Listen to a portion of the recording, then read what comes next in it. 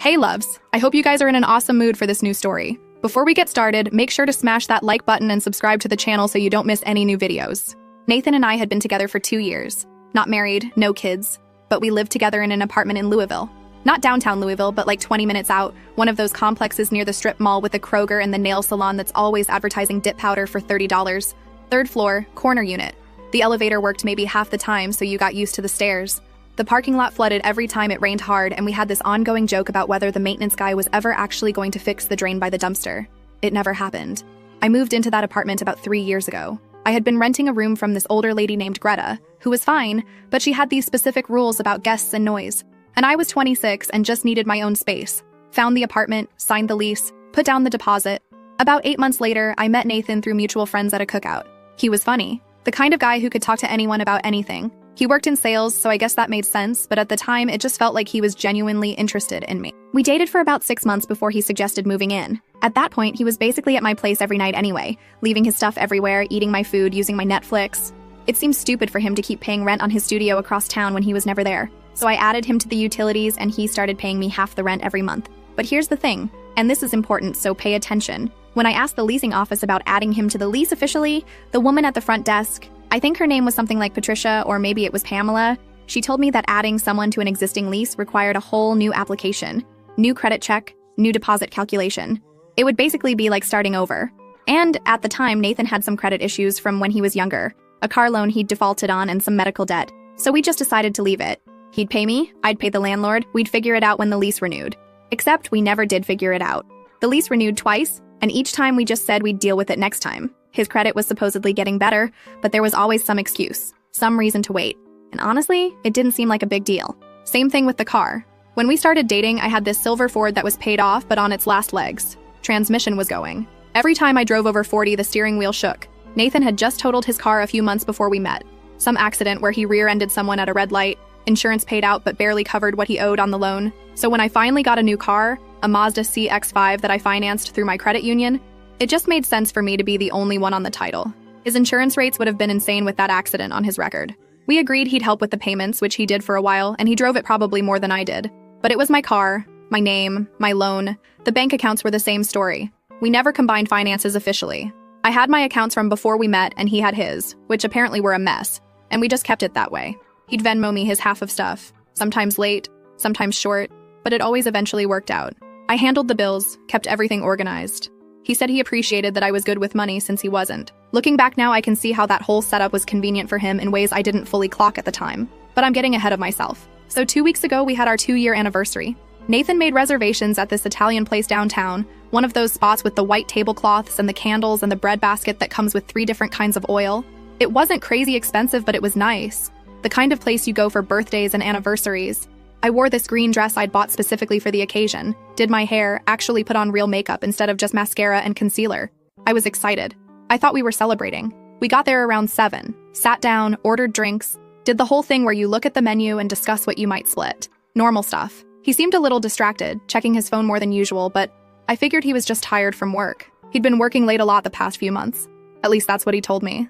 About 20 minutes into dinner, right after the appetizers came out, Nathan put his fork down. He had this weird look on his face, almost like he was psyching himself up for something. I asked if he was okay, and that's when he stood up. Not like stood up to go to the bathroom, stood up like he wanted everyone to see him, and he started talking in this voice that was way too loud for a restaurant.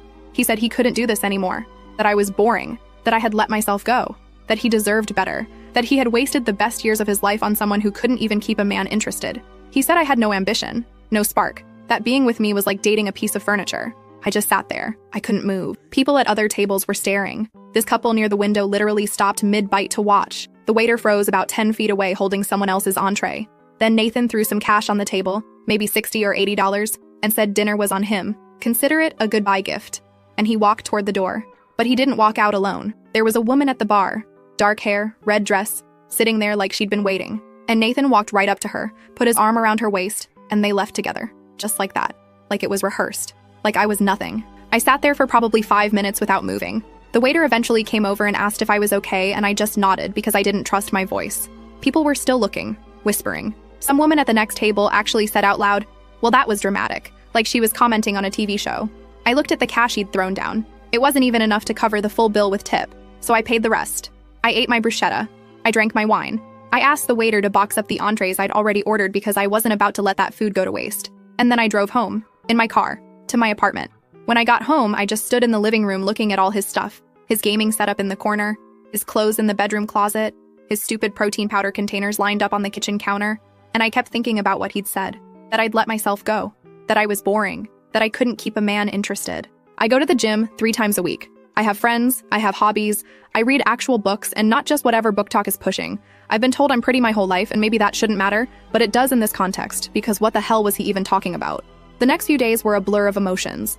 I went between being furious and being devastated and being weirdly numb. My best friend Anna came over the night after it happened and I told her everything. She kept asking if I wanted her to do something about it. She has a temper. I said no, not yet. I needed to think. Nathan didn't come home that night, or the next night, or the night after that. He texted me once, the day after the restaurant, saying he'd be by to get his stuff soon. Like it was casual. Like he'd just been staying at a friend's house for the weekend.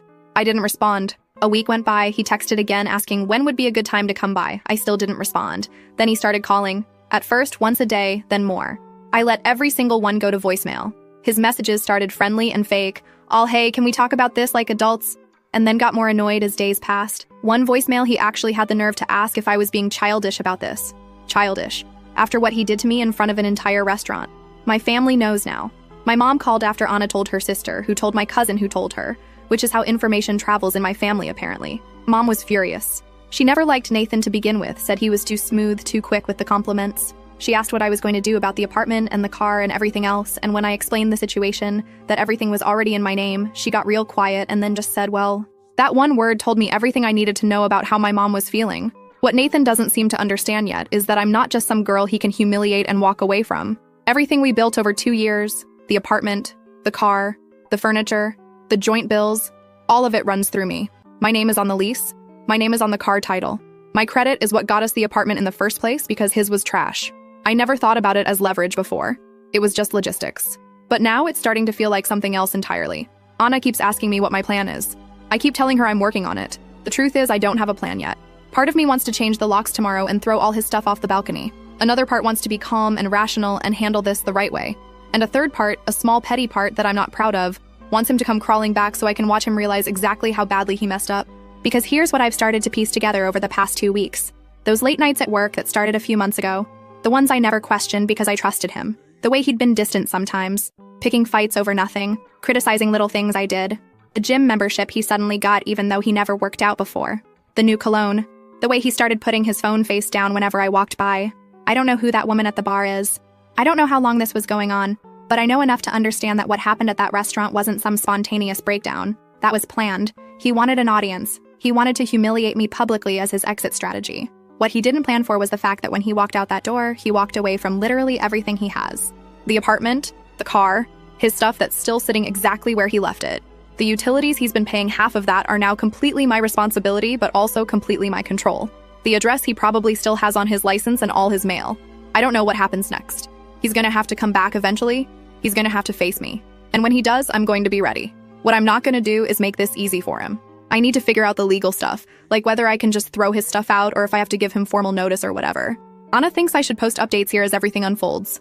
She says people will want to know what happens. I don't know about that, but it does help to write it all out. Makes it feel more real somehow. Anyway, that's where I'm at. 2 weeks post-humiliation, still processing, still angry, still living in an apartment full of a man's belongings who threw money on a table and called me boring in front of strangers. If anyone has advice on what to do next, I'm all ears. Especially the legal stuff about his belongings.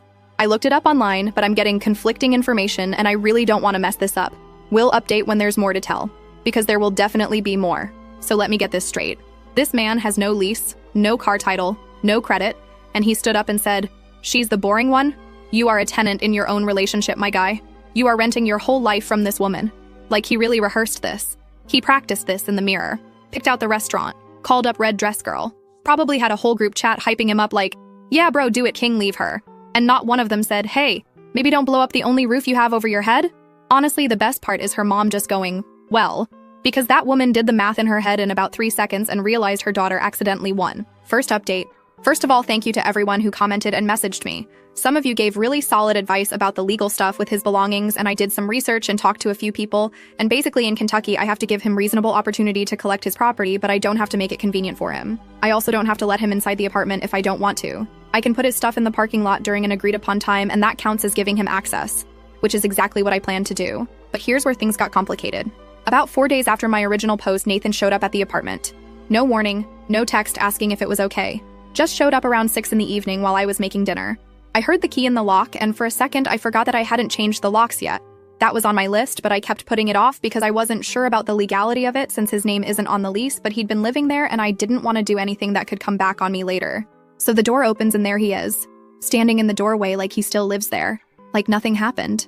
He had this look on his face like he was expecting me to be crying in a corner somewhere waiting for him to come back. I was standing in the kitchen holding a wooden spoon covered in tomato sauce and I just stared at him. Neither of us said anything for probably 10 seconds. Then he walked in and closed the door behind him and started looking around like he was taking inventory. Asked where his PlayStation was because it wasn't in the living room anymore. I told him it was in a box in the hall closet along with everything else of his that I'd packed up over the past week. He got this annoyed look and asked why I packed his stuff up like he was already moved out. And I couldn't help it, I actually laughed. Not a funny laugh. More like a what planet are you living on laugh. I reminded him that he stood up in a restaurant and told everyone I was boring and had let myself go and then walked out with another woman. What exactly did he think was going to happen after that? He started going on about how I was being dramatic and that we needed to talk about this, like adults. That word again, adults. Like I was the one who made a public spectacle out of ending a relationship. Like I was the one who planned a humiliation dinner with a side piece waiting at the bar. I put the spoon down because I didn't trust myself not to throw it at him. I asked him what exactly he wanted to talk about. Was he going to explain why he did what he did? Was he going to tell me who that woman was? Was he going to apologize for embarrassing me in front of an entire restaurant full of strangers who watched him call me boring and say I couldn't keep a man interested? And here's the thing that still makes me want to scream. He actually tried to justify it. He said that I had been distant, that I'd been putting work first, that he felt like he was living with a roommate instead of a girlfriend, that he tried to talk to me about it multiple times and I never listened, that he felt invisible in his own relationship.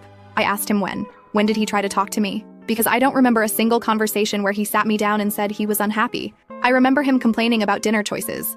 I remember him being annoyed when I wanted to stay in on Friday nights instead of going out. I remember him making comments about how I never dressed up anymore when we were just sitting at home watching TV. But an actual adult conversation about our relationship and his needs and what was wrong, that never happened. He said I should have noticed, that I should have seen he was pulling away, that it wasn't his job to spell everything out for me. So I asked him about the woman. How long had that been going on? He got quiet for a second and then said it wasn't like that she was just a friend, that they'd been talking for a few months but nothing physical happened until after he decided things were over with me. I asked him if he expected me to believe that. A few months of talking to another woman, emotional affair at minimum, and he conveniently decided things were over right before he started sleeping with her. How stupid did he think I was? He said I was twisting his words, that he wasn't the bad guy here, that relationships end, and sometimes it's messy, and he was sorry about how it happened, but not sorry that it happened, that he deserved to be happy. That's when I told him to get his stuff and get out. He started arguing about what was his. The TV in the living room, he said he'd paid for half of it. I told him I paid for it on my credit card and he gave me cash a week later that didn't even cover half. He tried to claim the couch. I showed him the receipt I'd saved in my email. He wanted the kitchen table. I reminded him that was there before he moved in. Every single thing in that apartment was either mine originally or I had paid for it in a traceable way. He'd paid rent and utilities in cash and Venmo. That was it. His contribution to our shared life was half the bills and nothing else. He grabbed the boxes I'd packed from the hall closet. His clothes, his gaming stuff, some books he never read, a few random items I'd thrown in there just to get them out of my sight. He kept looking around like there should be more, and there wasn't. Then he asked about the car. I said, what about it? He said he needed it. He'd been using his friend's car the past 2 weeks, but he couldn't keep doing that. We'd been sharing the Mazda, so technically it was half his. I told him the car was in my name. The loan was in my name. The insurance was in my name. He'd contributed to payments for maybe 8 months and then got spotty about it. There was no technically about it. That was my car. He tried to argue that he'd put thousands into it over 2 years. I asked him if he had any receipts, any Venmo records marked as car payment, any proof at all. He didn't. He said this wasn't fair, that I was being petty, that he contributed to our life together and I was acting like none of that mattered. And that's when I finally said what I'd been holding in for 2 weeks. I told him that he humiliated me in public, that he planned it, that he had another woman waiting for him like I was some kind of obstacle to get rid of, that he called me boring and said I let myself go in front of people who were just trying to eat their dinner, that he made me a spectacle, a punchline, and now he was standing in my apartment complaining about what's fair. He went quiet for a minute. Then he said that maybe he shouldn't have done it that way, that he got caught up in the moment, that he'd been drinking before dinner and it all came out wrong. I asked him if he wanted applause for that almost apology, because it sounded like he was sorry he got messy, not sorry he hurt me. He didn't have anything to say to that. He took his boxes and left, 3 trips down to a car that wasn't his, loading up his stuff while I watched from the balcony. When he was done, he looked up at me and asked if we could talk again sometime when things calmed down. Like we were going to be friends after this. Like I was just going to move past it and wish him well. I went back inside without answering. That night, Anna came over with wine and we went through everything. She kept saying she was proud of me for not backing down, that a lot of people would have crumbled when he started with the justifications. But I didn't feel proud. I felt exhausted and angry and weirdly sad, which I hated admitting. Because here's the thing that nobody talks about. Even when someone treats you badly, even when they humiliate you and betray you, there are still parts of the relationship that were real. 2 years of inside jokes and lazy Sunday mornings and road trips to nowhere. 2 years of someone knowing how I take my coffee and what shows I'm watching and which side of the bed I sleep on. That doesn't just disappear because he turned out to be a terrible person. You still have to grieve it. And that part sucks. My mom called me the day after Nathan came for his stuff. She'd heard through the family grapevine that he'd been by. I told her what happened, and she listened without interrupting, which is rare for her. When I finished, she asked me how I was really doing. Not the surface answer, but the real one. I told her I didn't know. Some moments I felt strong. Other moments I felt like crying in the shower for an hour. Mostly I just felt tired. She told me that was normal, that getting over someone isn't linear, that I'd have good days and bad days, and eventually the good days would outnumber the bad ones. But she also said something that stuck with me. She said that the way someone leaves tells you everything about who they really are. That Nathan could have broken up with me privately, respectfully, like a person with basic decency. Instead, he chose to make it a show. That's not about me. That's about him needing an audience for his own ego. I've been thinking about that a lot. A few days later, Nathan started texting again. Not apologetic texts. More like negotiation texts. He wanted to discuss splitting costs on things we'd bought together. He wanted to talk about the car situation again. He kept saying we needed to be reasonable about this. I told him there was nothing to discuss. The car was mine. The apartment was mine. Everything in it was mine or purchased by me. He'd contributed rent and utilities, and that contribution ended when he walked out. If he wanted to take me to small claims court over the TV, he was welcome to try. He said I was being vindictive, that this wasn't who he thought I was, that I'd changed. I told him that humiliating your girlfriend in public wasn't who I thought he was either, so I guess we were both learning new things about each other. He said the relationship hadn't been good for a while, and I knew that I was holding on to something that was already dead, that he'd been unhappy for months, and I didn't care enough to notice. I asked him why he didn't just break up with me then, if he was so unhappy, if everything was so bad, why the public scene, why the other woman, why any of it. He said he didn't know, that it just happened, that he met someone who made him feel alive again and things escalated. I told him that things don't just happen. He made choices. Every day he chose to text that woman instead of talking to me. Every day he chose to lie about where he was. Every day he chose to build something with someone else while pretending everything was fine at home. And then he chose to humiliate me instead of having one honest conversation. He said I was making him the villain when the relationship was already falling apart. I told him he made himself the villain when he threw money on a table and called me boring in front of 50 people. He stopped responding after that. For 3 days, I didn't hear from him. I started to think maybe it was actually over. Maybe he'd moved on with his new woman and I could just heal in peace. Then on Tuesday, I was leaving for work in the morning and I saw his car in the parking lot. Not the friend's car he'd been borrowing. A different car. An older Chevrolet with a dent in the rear bumper. He was sitting in the driver's seat just staring at the building. I walked to my car pretending I didn't see him. But when I started backing out, he got out of his car and waved me down. I could have just kept driving. Part of me wanted to. But another part needed to know what the hell he was doing there at 7 in the morning. I rolled my window down and asked what he wanted. He said the situation with the other woman wasn't working out, that she wasn't who he thought she was, that he'd made a mistake. I asked what that had to do with me. He said he was staying with his friend Hunter, but it was temporary, that he didn't have anywhere permanent to go, that his credit was still bad and he couldn't get approved for an apartment on his own, that he needed time to figure things out. I asked him again what that had to do with me. He said maybe we could talk about him staying at the apartment, just temporarily, just until he got on his feet. He'd sleep on the couch. He'd give me space. We wouldn't even have to interact. I literally laughed out loud. I asked if he was serious. If he really thought after everything he did I was going to let him move back in. He said I was the only one who could help him right now, that his family wasn't an option because of reasons he didn't want to get into, that Hunter's place was tiny and he was already wearing out his welcome, that he had nowhere else to go. I told him that sounded like a him problem. He grabbed the edge of my window, not aggressively, but like he was trying to keep me from leaving. He said please, that he knew he messed up, that he was sorry about the restaurant, really sorry, he shouldn't have done it like that, that he was spiraling and made bad choices. That the woman, her name is Miranda apparently, she wasn't what he expected and things fell apart fast. I asked him what he expected me to feel about that. Sympathy, satisfaction, because I didn't feel either. I felt nothing. He said he just needed a few weeks, a month at most. He'd save up, find a place, get out of my hair. He wouldn't ask for anything else. I told him no. He kept going, said we'd been together 2 years and that had to mean something, that I couldn't just throw him away like garbage. I reminded him that he's the one who threw us away, in a restaurant, with an audience, while calling me boring. He finally let go of my window. He looked like he was about to cry, which honestly was jarring because I'd never seen Nathan cry in 2 years together. He said he didn't know what he was going to do, that he really was sleeping in his car some nights because Hunter's couch wasn't always available, that everything had fallen apart so fast. I told him I was going to be late for work, and I drove away.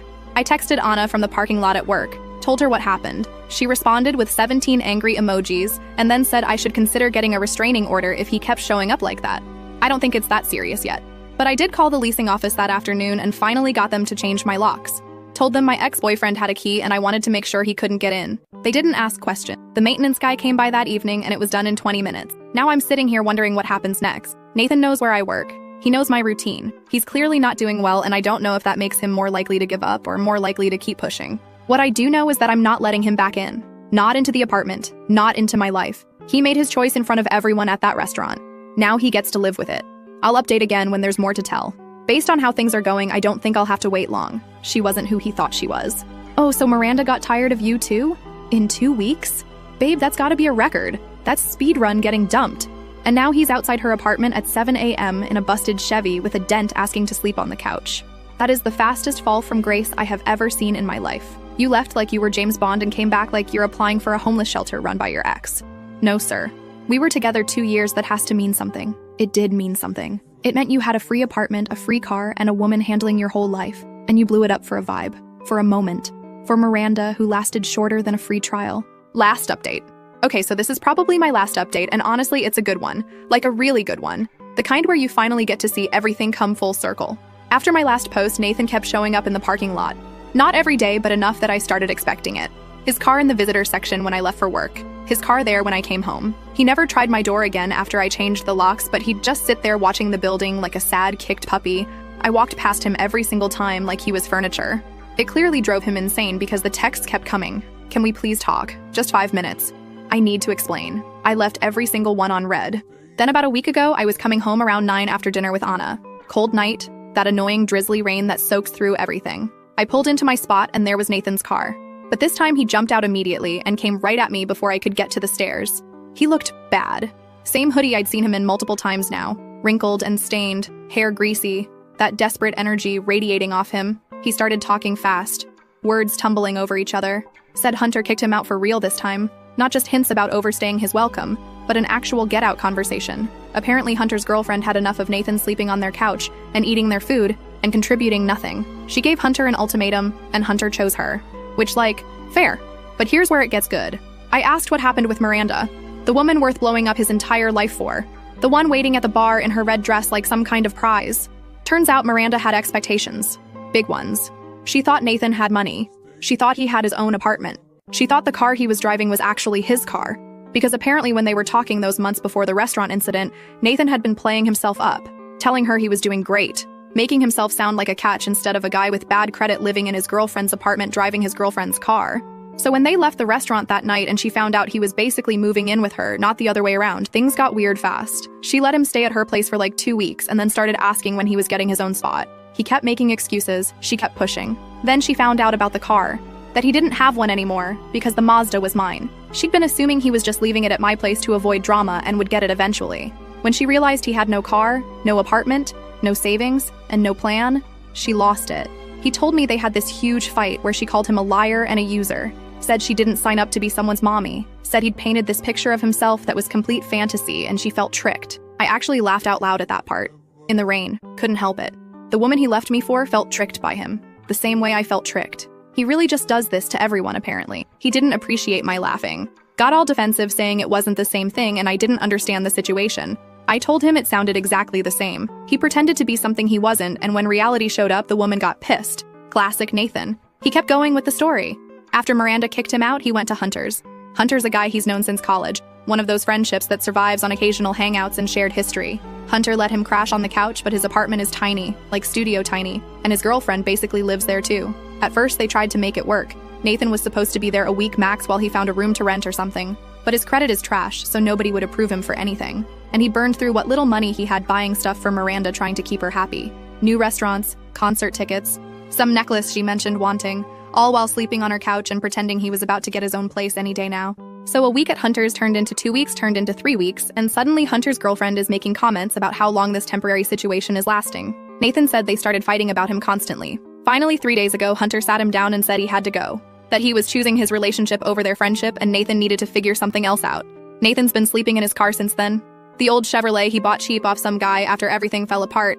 Except now it's breaking down too. Something with the transmission. He said it stalls at every stop sign and he's terrified it's going to die completely and then he'll really have nothing. I asked if he'd called his family. He said his mom told him this was his own fault and she wasn't bailing him out. His dad hasn't talked to him in years over some old drama. His sister lives in Oregon and made it clear she wasn't interested in his problems. So here he was, sleeping in a failing car. No money, no support system, no one willing to help. And he was standing in front of the apartment that used to be his home asking the woman he publicly humiliated if she'd give him another chance. I asked him straight up what he expected from me right now. Was I supposed to feel bad? Was I supposed to let him back in because his choices blew up in his face? He said he wasn't expecting anything. He just wanted me to know he was sorry. That what he did at the restaurant was the worst decision he'd ever made. That Miranda had actually suggested doing it that way, making it public and dramatic so I'd be too embarrassed to fight back. She said it would be cleaner. She said I'd move on faster if it was humiliating because I'd want to forget it ever happened.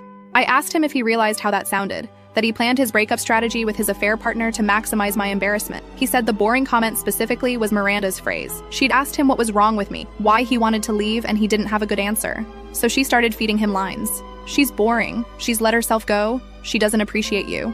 And he repeated them because it was easier than admitting he was just chasing something shiny and new. I told him that's exactly what I figured, that he needed me to be the villain so he could feel like the hero. He nodded, said that was it exactly. And now he could see how stupid it all was. I let the silence hang for a minute. Rain coming down. Him standing there destroyed. Me completely dry under the building overhang. Then I told him I heard his apology. I believed he meant it. But that didn't change anything. He made his choice in front of 50 strangers. He threw money on the table and called me a goodbye gift. Now he gets to live with what's left. He asked if there was any chance, any possibility, even just being friends someday. I told him no. Not because I was being petty, but because I genuinely didn't want him in my life. He showed me who he was. I believed him. He stood there for another minute. Then he walked back to his broken Chevrolet, got in, and drove away.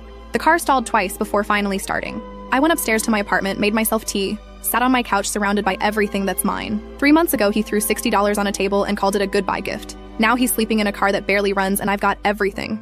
I don't feel bad about it, not even a little. He spent money he didn't have buying Miranda concert tickets and a necklace while sleeping on her couch. This man learned nothing. He just did the exact same thing again. Found a woman, moved in, pretended to be something he's not, and got kicked out when she realized. He's not a boyfriend. He's a parasite with a rotation. And Miranda was the one who wrote his breakup speech? She's boring. She's let herself go. Those were her lines? So he couldn't even dump someone original. He got scripted by the other woman. He was basically a puppet with bad credit and a borrowed car. Also, Hunter's girlfriend said get him out, and Hunter chose her. Miranda said get your own place, and he couldn't. His own mom said figure it out yourself. That is 4 women in a row telling this man to grow up. At some point, you gotta look around and go, maybe it's me?